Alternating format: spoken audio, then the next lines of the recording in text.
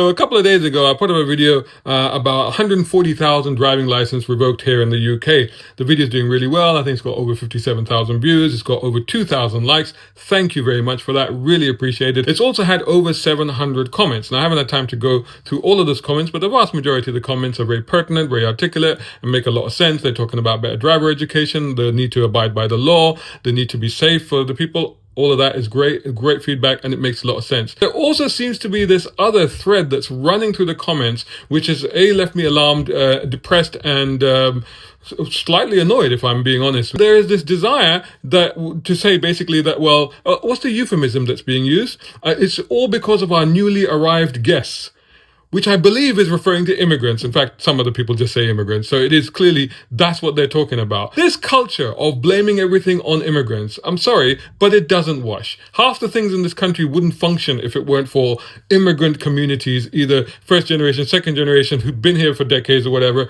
people like myself. So here's the other thing. Do people not realize when they come onto the Brown Car Guy channel, Brown Car Guy, it's not because I have a brown car, it's because I am brown. And also I am a Muslim. By the way, one of the comments that really got me annoyed was literally saying, oh, it's all the Muslims' fault. How is this being inferred? And people literally saying things like, oh yeah, I saw this bad driving and it was from newly arrived guests. How do you know who is driving the car? You know, is there a bumper sticker on the back of these cars, or will that become a requirement that says newly arrived off the boat, don't know how to drive? Is that how you know? Otherwise, how can you tell who is driving the car? And how can people be saying this? Is there any breakdown in stats and demographics in terms of who these people are, the 140,000 that have had their licenses revoked?